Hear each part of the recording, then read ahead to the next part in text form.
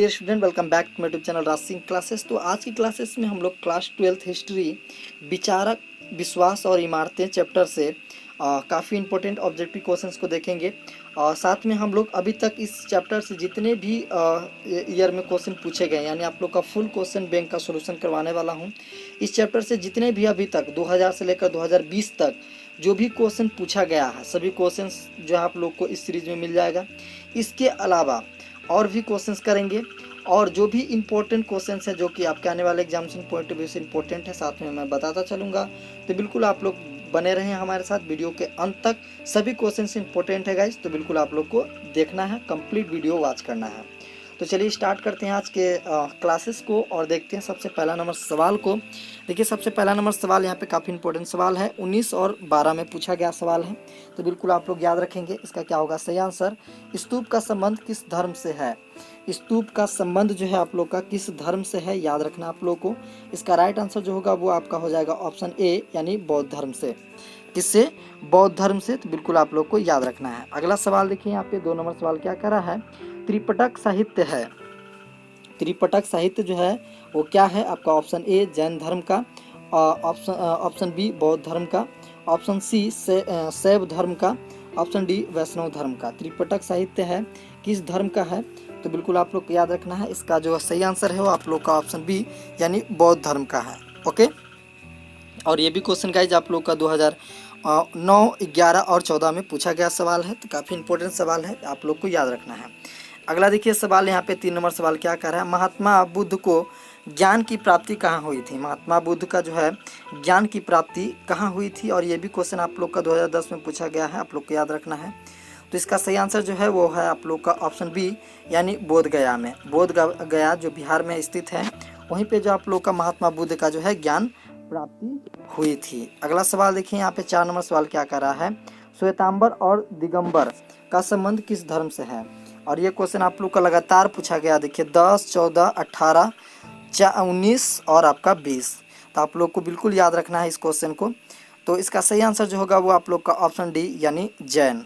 जैन जो होगा बिल्कुल इसका करेक्ट आंसर हो जाएगा। अगला देखिए 5 नंबर सवाल, हीनयान और महायान संप्रदाय किस धर्म से संबंधित है? हीनयान और महायान संप्रदाय किस धर्म से संबंधित है? तो इसका सही आंसर जो है वो आप लोग का ऑप्शन बी, बौद्ध धर्म से। किससे? बौद्ध धर्म से। अगला देखिए सवाल नंबर 6 क्या कर रहा है, तलवंडी में किस प्रसिद्ध संत का जन्म हुआ था? तलवंडी में किस प्रसिद्ध संत का जन्म हुआ था? Option A Kabir, option B Raidas, option C Meera, option D Guru Nanak. क्या होगा इसका सही आंसर? इसका सही आंसर जो होगा आप लोग का ऑप्शन डी, यानी गुरु नानक। और ये भी क्वेश्चन आप लोग का 14, 15, 16, 19, 20 लगातार क्वेश्चन पूछा गया है, तो बिल्कुल आप लोग को याद रखना है। अगला देखिए यहाँ पे 7 नंबर सवाल क्या कर रहा है, बौद्ध ग्रंथ त्रिपिटक की रचना हुई। बौद्ध ग्रंथ त्रिपिटक की रचना हुई। ऑप्शन ए महात्मा बुद्ध के जन्म से पूर्व, ऑप्शन बी महात्मा बुद्ध के निर्वाण प्राप्त करने के बाद, ऑप्शन सी महात्मा बुद्ध के जीवन काल में, ऑप्शन डी उपयुक्त में से कोई नहीं। तो अगर इसके सही आंसर की बात करें तो सही आंसर है आप लोग का ऑप्शन बी, महात्मा बुद्ध के निर्वाण प्राप्त करने के बाद। ओके, तो ऑप्शन बी यहाँ पे बिल्कुल करेक्ट हो रहा है। अगला देखिए सवाल 8 नंबर क्या कर रहा है, सूत विभाग खंदका परिवार के 3 भाग हैं। सूत विभाग खंदका परिवार के 3 जो है भाग हैं। ऑप्शन ए विनय पिटक के, ऑप्शन बी सुत्त पिटक के, ऑप्शन सी अभिधाम पिटक के, ऑप्शन डी इनमें से कोई नहीं।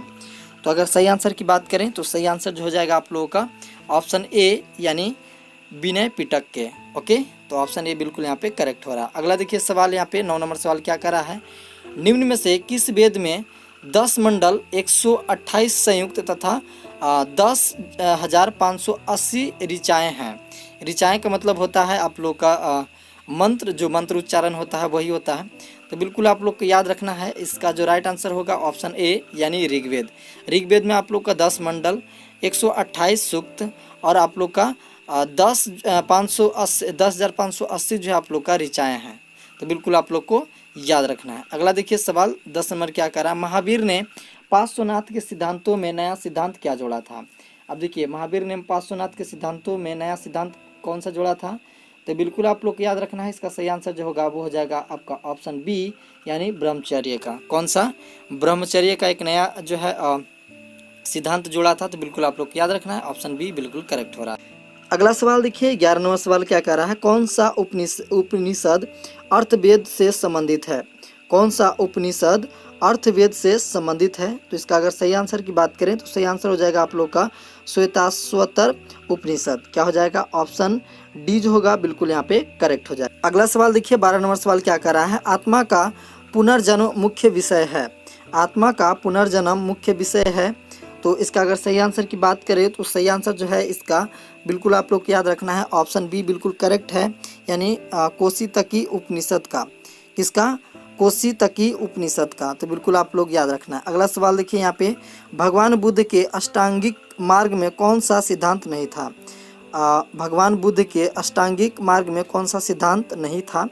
तो बिल्कुल आप लोग को याद रखना है ऑप्शन सी सम्यक चरित्र। सम्यक चरित्र जो है वो आपका भगवान बुद्ध के अष्टांगिक मार्ग में जो है सिद्धांत नहीं था, तो बिल्कुल आप लोग को याद रखना है ऑप्शन सी जो होगा बिल्कुल यहाँ पे करेक्ट होगा। अगला सवाल देखिए, प्रारंभिक बौद्ध धार्मिक ग्रंथ किस भाषा में लिखे गए? प्रारंभिक जो बौद्ध धर्म थे वो किस भाषा में लिखे गए थे? तो बिल्कुल आप लोग को याद रखना है इसका सही आंसर जो होगा वो हो जाएगा आप लोग का ऑप्शन बी पाली। किस भाषा में? पाली भाषा में जो है प्रारंभिक बौद्ध धार्मिक ग्रंथों जो है लिखा गया था, तो बिल्कुल आप लोग को याद रखना है। अगला देखिए सवाल काफ़ी इंपॉर्टेंट, बुद्ध के उपदेशों का संकलन जो है वो क्या है? बुद्ध के उपदेशों का संकलन ऑप्शन ए बौद्ध चरित्र में, ऑप्शन बी सुत्त पिटक में, ऑप्शन सी अभिधम्म पिटक में, ऑप्शन डी विनय पिटक में। क्या होगा इसका सही आंसर? तो अगर इस सही आंसर की बात करें तो हो जाएगा आपका ऑप्शन डी यानी विनय पिटक में। अगला देखिए सवाल 16 नंबर क्या करा, निम्नलिखित विद्वानों में से कौन सा सर्वप्रथम भारत आया? तो सर्वप्रथम जो है वो विदेशी जो थे वो भारत आए थे, वो कौन थे? तो बिल्कुल आप लोग को याद रखना है वो आप लोग का थे फव्वान। कौन थे? फव्वान थे, जो कि विद्वान थे जो सर्वप्रथम भारत आए थे, तो बिल्कुल आप लोग को याद रखना है। अगला देखिए 17 नंबर सवाल क्या कह रहा है, बुद्ध का सारनाथ में दिया गया प्रथम प्रवचन क्या कहलाता है? सारनाथ में जो है बौद्ध जो प्रवचन दिए थे सबसे फर्स्ट, वो क्या कहलाता है? तो बिल्कुल आप लोग को याद रखना है वो जो आपका धर्मचक्र प्रवर्तन कहलाता है। क्या कहलाता है? धर्मचक्र प्रवर्तन कहलाता है, तो ऑप्शन बी यहाँ पे बिल्कुल करेक्ट हो रहा है। 18 नंबर सवाल देखिए, महात्मा बुद्ध को महापरिनिर्वाण प्राप्त हुआ। महात्मा बुद्ध को महापरिनिर्वाण जो है कहाँ प्राप्त हुआ? तो बिल्कुल आप लोग को याद रखना है इसका सही आंसर जो है आप लोग का ऑप्शन सी है, यानी कुशीनगर में। कहाँ पे प्राप्त हुआ था? कुशीनगर में प्राप्त हुआ था, तो बिल्कुल आप लोग को याद रखना है। अगला देखिए 19 नंबर सवाल क्या कह रहा है, बौद्ध साहित्य मुख्य रूप में लिखा गया था। बौद्ध साहित्य जो है मुख्य रूप में लिखा गया था, ऑप्शन ए संस्कृत में, ऑप्शन बी पाली में, ऑप्शन सी प्राकृत में, ऑप्शन डी हिंदी में। तो इसका सही आंसर क्या हो जाएगा? सही आंसर हो जाएगा आप लोग का ऑप्शन बी यानी पाली में। अगला देखिए 20 नंबर सवाल क्या कह रहा है, बौद्ध मत जनमत का उदय हुआ। बौद्ध मत जनमत का उदय हुआ, तो इसका अगर सही आंसर की बात करें तो सही आंसर जो है वो हो जाएगा आप लोग का ऑप्शन बी 6ठी शताब्दी ईसा पूर्व। कब हुआ था? 6ठी शताब्दी ईसा पूर्व में हुआ था, तो ऑप्शन बी बिल्कुल करेक्ट हो जाएगा। अगला देखिए 21 नंबर सवाल क्या कर रहा है, निम्नलिखित में से कौन सा ग्रंथ अलौकिक जनपदों के मौजूद होने का उल्लेख करता है? निम्नलिखित में से कौन सा जो है ग्रंथ है जो अलौकिक जनपदों के मौजूद होने का उल्लेख करता है? तो बिल्कुल इसका अगर सही आंसर की बात करें तो सही आंसर जो हो जाएगा ऑप्शन बी यानी अभिधम्म पिटक। कौन सा हो जाएगा? अभिधम्म पिटक हो जाएगा, तो ऑप्शन बी बिल्कुल इसका करेक्ट हो जाएगा। अगला देखिए सवाल यहाँ पे 22 नंबर सवाल क्या कह रहा है, बौद्ध ग्रंथ में बुद्ध के समय कितने जनपद के मौजूद होने का उल्लेख मिलता है? बौद्ध ग्रंथ में बुद्ध के समय कितने जनपद के मौजूद होने का उल्लेख मिलता है? तो इसका सही आंसर जो है आप लोग का ऑप्शन बी यानी 6 जनपद का। ओके, चलिए अगला सवाल देखिए 23 नंबर सवाल क्या कह रहा है, बौद्ध साहित्य में 6 महानगरों का संदर्भ आता है, निम्न कौन उसमें से शामिल नहीं था? Option A Rajgiri Chamba, option B Kashi और श्रावस्ती, ऑप्शन सी सकेत और कौशाम्बी, ऑप्शन डी उज्जैनी और तोसली। तो अगर इसका सही आंसर की बात करें तो ऑप्शन बी बिल्कुल यहाँ पे सही है, काशी और श्रावस्ती। कौन? काशी और श्रावस्ती, बिल्कुल आप लोग को याद रखना है, ऑप्शन बी यहाँ पे बिल्कुल करेक्ट है। अगला देखिए 24 नंबर सवाल, ऋग्वैदिक कालीन लोग किसकी पूजा करते थे? ऋग्वैदिक कालीन लोग जो है किसकी पूजा करते थे? तो बिल्कुल आप लोग को याद रखना है, इसका सही आंसर जो है वो आप लोग का ऑप्शन बी यानी प्रकृति की। किसकी? प्रकृति की। चलिए अगला नंबर सवाल 25 नंबर, उत्तर वैदिक काल के अंत तक किसकी पूजा होने लगी? उत्तर वैदिक काल के अंत तक किसकी पूजा होने लगी? बिल्कुल आप लोग को याद रखना है, इसकी सही आंसर जो है वो आप लोग का ऑप्शन ए ब्रह्मा विष्णु महेश का। किसका? ब्रह्मा विष्णु महेश का। अगला देखिए सवाल 26 नंबर क्या कह रहा है, बौद्ध चरित्र की रचना किसने की? बौद्ध चरित्र की रचना किसने की? तो इसका अगर सही आंसर की बात करें तो सही आंसर जो हो जाएगा वो हो जाएगा ऑप्शन बी यानी अश्व घोष ने। किसने? अश्व घोष ने। तो बिल्कुल आप लोग को याद रखना है, ऑप्शन बी बिल्कुल इसका करेक्ट है। अगला देखिए सवाल 27 नंबर क्या कह रहा है, सांची मध्य प्रदेश किस जिले में स्थित है? सांची मध्य प्रदेश किस जिले में स्थित है? इसका सही आंसर की बात करें तो सही आंसर होगा आपका रायसेन यानी रायसेन में। ओके, चलिए अगला सवाल देखिए 28 नंबर क्या कह रहा है, निम्न में से कौन गौतम बुद्ध के शिष्य थे? निम्नलिखित में से कौन जो है गौतम बुद्ध के शिष्य थे? ऑप्शन ए आनंद एवं Upali, option B Kashyap, option C Sariputra एवं गौद्रलायन और ऑप्शन डी इनमें से सभी। तो अगर हम बात करें गौतम बुद्ध के शिष्य की, तो गौतम बुद्ध के शिष्य जो थे वो आपका सही ऑप्शन ए बी और सी तीनों सही हो जाएगा। आनंद एवं उपाली, कश्यप, सरीपुत्र एवं गैद्रलायन, ये सभी जो है आपका गौतम बुद्ध के शिष्य थे। तो ऑप्शन डी हो जाएगा यहाँ पे बिल्कुल करेक्ट यानी इनमें से सभी। अगला देखिए सवाल 15 में पूछा गया सवाल है, कुंडलवन कश्मीर में चतुर्थ बौद्ध संगीत किस शासक के काल में हुआ? कुंडलवन में चतुर्थ बौद्ध संगीत किस शासक काल में हुआ? तो बिल्कुल आप लोग को याद रखना है, इसका सही आंसर जो है वो है आप लोग का ऑप्शन बी यानी कनिष्क काल में। ओके, तो बिल्कुल आप लोग को याद रखना है। अगला सवाल देखिए यहाँ पे 30 नंबर सवाल क्या कर रहा है, संलेखन यानी कायक्लेशन द्वारा मृत्यु का विधान किस धर्म में है? संलेखन द्वारा मृत्यु का विधान किस धर्म में है? इसका सही आंसर की बात करें तो इसका सही आंसर जो है आपका जैन धर्म यानी ऑप्शन ए बिल्कुल यहाँ पे करेक्ट हो जाएगा। अगला देखिए 31 नंबर, नाथ मुनि का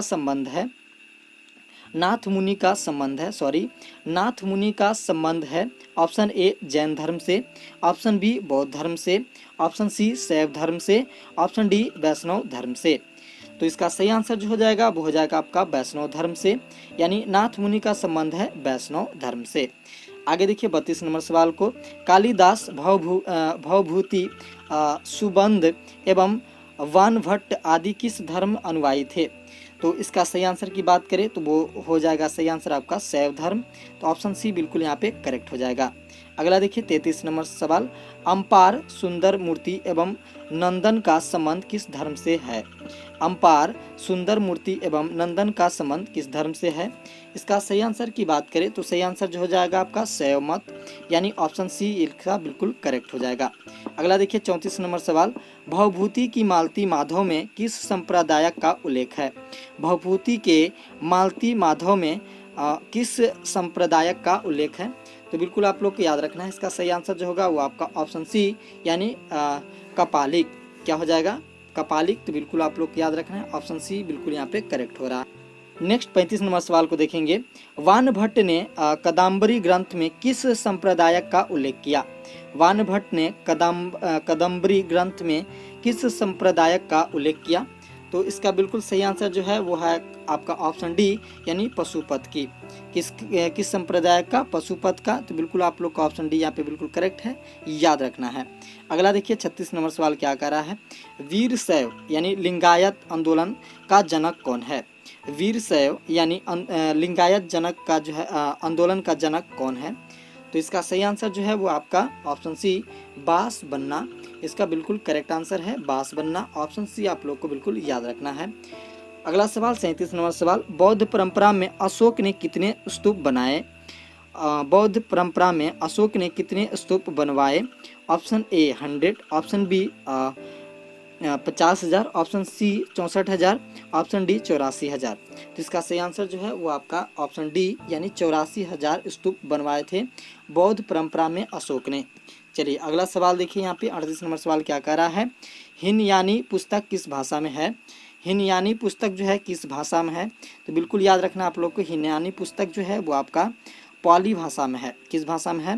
पाली भाषा में है। तो बिल्कुल आप लोग को याद रखना है। सवाल 39 देखिए, महावीर का जन्म हुआ था। महावीर का जन्म हुआ था लंबनी में, ऑप्शन बी पावा में, ऑप्शन सी कुंडलवन में, ऑप्शन डी सारनाथ में। तो इसका सही आंसर की बात करें तो सही आंसर ऑप्शन सी है, कुंडलवन यानी वैशाली में। अगला देखिए 40 नंबर सवाल क्या कह रहा है, बौद्ध के बचपन का नाम क्या था? बौद्ध के बचपन का नाम क्या था? तो बिल्कुल याद रखना है आप लोग को, इसका सही आंसर जो है वो आपका ऑप्शन बी यानी सिद्धार्थ। तो बौद्ध का बचपन का नाम क्या हो जाता है? सिद्धार्थ था। ओके, अगला देखिए 41 नंबर सवाल, तृतीय बौद्ध संगीत का आयोजन कहाँ हुआ? तृतीय बौद्ध संगीत का आयोजन कहाँ हुआ? Option A Rajgiri, option B Pataliputra, option D Kundalvan और ऑप्शन डी वैशाली।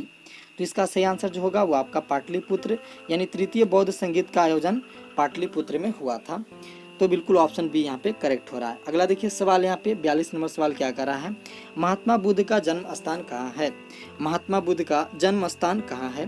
तो इसका सही आंसर जो है वो है आपका ऑप्शन डी यानी कपिल वस्तु। महात्मा बुद्ध का जन्म कहाँ है? कपिल वस्तु में हुआ था। तो ऑप्शन डी बिल्कुल यहाँ पे करेक्ट हो रहा है। अगला देखिए 43, महावीर स्वामी की पुत्री अनुज्य प्रियदर्शना का विवाह किससे हुआ? महावीर स्वामी की पुत्री अनुज्या प्रियदर्शना का विवाह किससे हुआ? तो बिल्कुल आप लोग को याद रखना है, इसका सही आंसर जो होगा वो आपका जमाली यानी जमाली से हुआ था। अनुज्या प्रियदर्शी का विवाह जो है वो आपका जमाली से हुआ था। तो ऑप्शन सी यहाँ पे बिल्कुल करेक्ट हो जाएगा। अगला देखिए 44 नंबर सवाल और आज का अंतिम सवाल, जैन धर्म के 24वें तीर्थकर कौन थे? जैन धर्म के 24वें तीर्थकर कौन थे? तो बिल्कुल इसका सही आंसर जो होगा वो होगा आपका ऑप्शन डी महावीर स्वामी। तो बिल्कुल ये आप लोग का टोटल क्वेश्चन को एक बार अपने कॉपी में बहुत अच्छी तरह से लिखना है ताकि आप लोग भूल कर भी ना भूल सकें और एग्ज़ाम जब नज़दीक आए तो आप लोग काफ़ी इजीली रिवाइज कर सकें।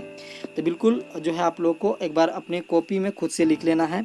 अगर अभी तक मेरे चैनल को सब्सक्राइब नहीं किए हैं तो बिल्कुल मेरे चैनल को सब्सक्राइब कर लें इसी तरह के वीडियोज़ को देखने के लिए। अगर वीडियो अच्छा लगे तो वीडियो को लाइक कर दीजिएगा, चैनल को सब्सक्राइब कर लीजिएगा। मिलते हैं नेक्स्ट वीडियो में इसके अगले चैप्टर के ऑब्जेक्टिव क्वेश्चंस के साथ। तब तक के लिए जय हिंद, जय भारत।